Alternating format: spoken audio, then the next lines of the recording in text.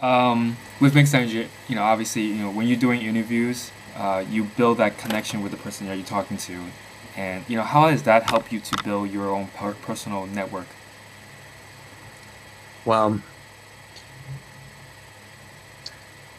I used to go to events and I used to throw events. So I'm pretty good at meeting new people at an event, and I can actually maybe even talk to your audience about that, since you said in the pre-interview conversation that networking is important to your audience. But I'll tell you that as good as I got, I could only reach a certain number of people at an event, and then I'd have to live in a certain part of the country to really go to the great events, or I'd have to travel out and spend forever on planes and at conferences having bad conversations with the hope that I will come across a handful of good people and have great conversations. And it'll happen, but it's a lot of work for very little time with the people I care about. Well, if doing it in person is such a pain, then you say, can I do it online somehow? And most people think, then I'll call up the people who I admire and I'll say, can I pick your brain? And no one wants to have their brain picked. There's no benefit in it. You must be a real, I'd say, maybe not a real loser, but you know what, I'll say how I think it, and it's not, and maybe I'll articulate it poorly, but I was going to say, you must be a real loser to be so flattered that someone wants to pick your brain. Like, you have to be someone who no one wants to talk to or get feedback from to finally have an email from a stranger say, can I pick your brain? Go, yes, somebody cares about what I have to say. And so that doesn't work. You can't get enough people to say, sure, I'll do it. There's not enough in it for them. And so that doesn't work. So what's the best option? You could try a bunch of other ideas, but I'll tell you what's really worked for me. To have one intelligent conversation with one person who I admire every day. And I do it through my interviews. I email people like Guy Kawasaki, who you've interviewed, and I say, Guy, you're really good at this. You're really good at building relationships. Teach me how you build relationships. And he spent an hour teaching me, and he didn't do it because I love Andrew Warner and he wants to pick my brain. He did it because I have an audience and I'm giving something back. I'm asking good questions of him that are useful to an audience of people who could potentially buy his books. I actually got an email soon after I posted the interview from someone who bought 20 copies of Guy Kawasaki's book. So I'm contributing, I feel, something back to him, and I'm helping him contribute something back to his audience. And by doing an interview, I've done all of that, and I've gotten to connect with him for an hour and have a conversation with him for an hour. And that's really impactful.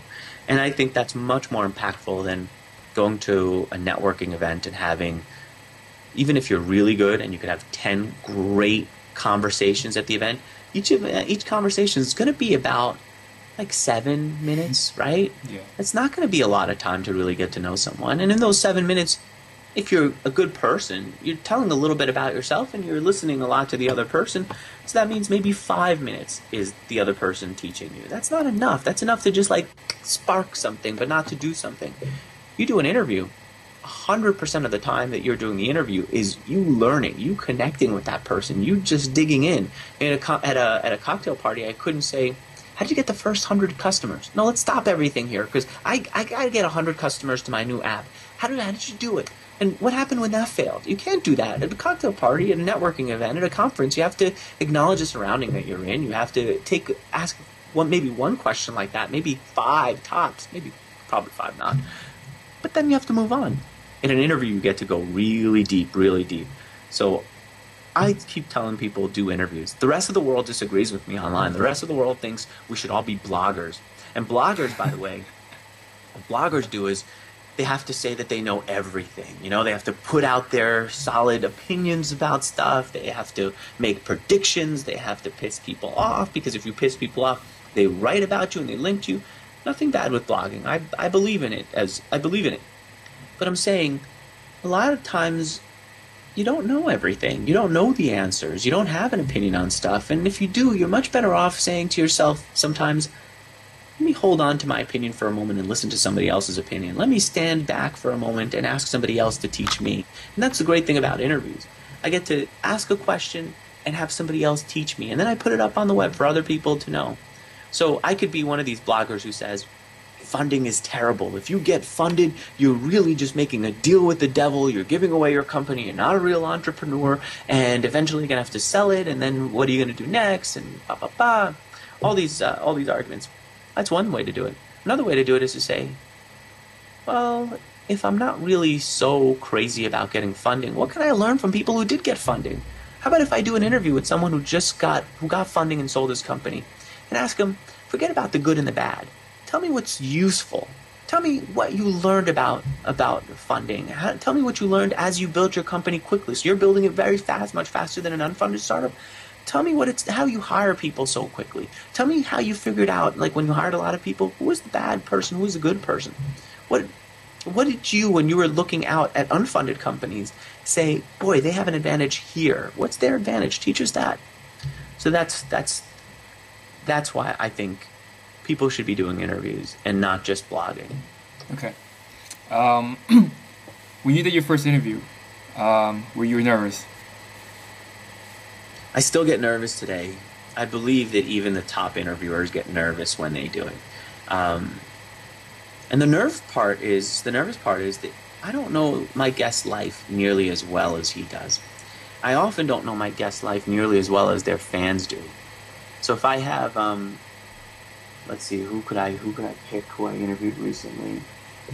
No, this guy, Peter Guber, the author of Tell to Win. Peter Guber ran Sony Pictures. He produced Gorillas in the Mist. He's a guy who there are a lot of people who are big fans of. Even in the tech community, they love him. They bring him up in my interviews.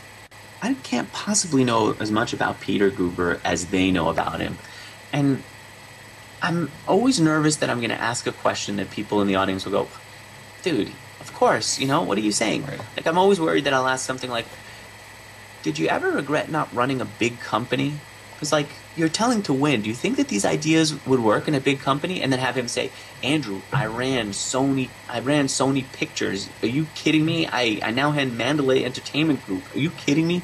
I know, like, I'm worried about making mistakes like that. But the reason that I get over it is because I don't pretend that I know my guests as well as anyone else, and definitely not as well as he does. I do very openly say, I don't know that much. I want to learn from you. I want you to fill me in on as much as possible. I'll do my homework. I'll come into it prepared, but I'm not ever going to be as prepared as you are. And so if I goof, then it's because I just can't possibly get it all right. It's because it's just a natural part of this process. And so that helps me a lot. And the other part that helps me is to say, I want to leave my mark on the world. And the guys who hide in caves never leave their marks on the world. And the guys who don't take a shot and don't fail never leave their marks on the world. When I think back of my friends from college who laughed at me for starting a company, who told me like what I should do, this and that, like all these guys are the ones who I was really embarrassed about. Like if I failed, what will they think about? If I failed, how will they see me? I look back, not one of them has really done anything with his life. Not one of them has ever taken a shot. The people who are most critical of us and who are worried about their criticism are even more critical of themselves, and that keeps them from doing anything. And so I can't listen to them. I have to find ways to block them out. Okay. Yeah, that's great. So let's talk about the business that where that got you traction from Mixergy. What was the idea behind the business? The idea behind Bradford and Reed, the company that allowed me to create, or the idea behind Mixergy? Right. Bradford. Yes. ENR. The idea there was to find a way to just make money and to do it in the internet because we love the internet. And I also just loved publishing. So it's like this connection between all these things that I loved, I had a chance to do online. And so we started with publishing via email. And it did well, and then spam was a big problem, so people didn't want to join another email newsletter. When you think about your life today, do you ever wake up in the morning and say, I'd love to try a new email newsletter? Probably not.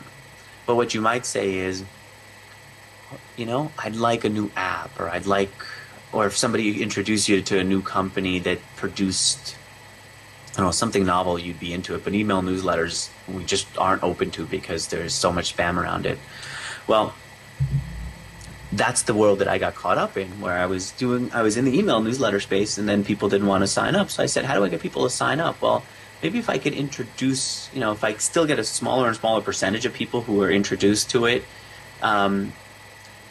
it's not so bad if I get a large number of people who are trying. So going from 10% of people who are introduced to the newsletter who sign up to 1% is not so bad if I triple or grow my potential pool by 100 times.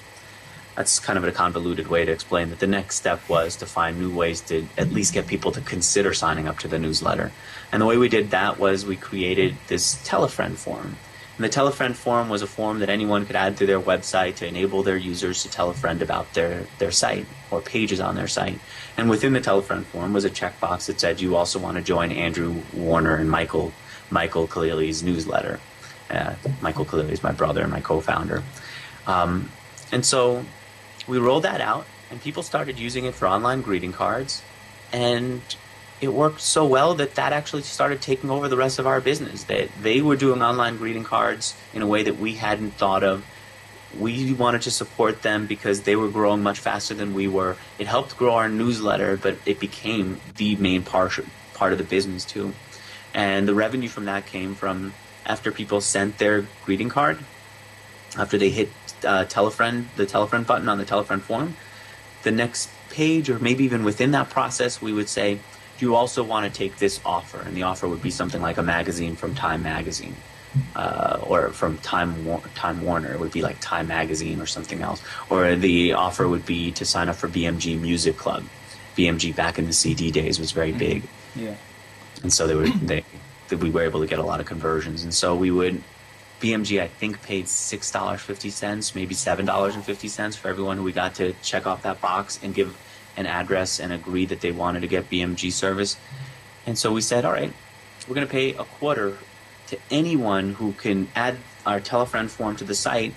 We'll pay them a quarter every time one of their users uses that form. So we were paying a quarter. We were making $6.50 minimum.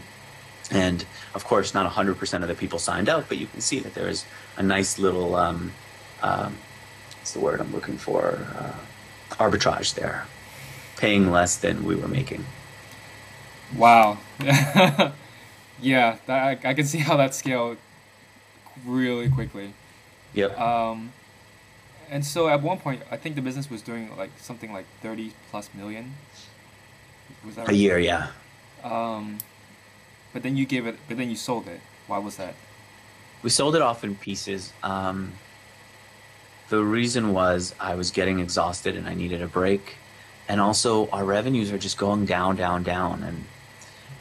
And when I think about it today, I don't remember where they were at their low, but it might have been something like, it was pretty considerable. I don't remember where it was. Maybe it was half. I'm too afraid to even go back and look at the books right now because it's too painful to go back and to reevaluate that. But it was something like either $500,000 a month or $500,000 a year in sales, maybe $500,000 a month. Whatever it is, it wasn't so bad. But compared to $30 million a year, it felt like we were dead. And so I said, I got to get out from this. I can't keep cutting back and letting good people go. And I'm too exhausted to continue because I didn't take a break. And so I finally just said, let's sell this piece, let's sell that piece. We finally sold off the company in pieces, and I took a long break. Okay.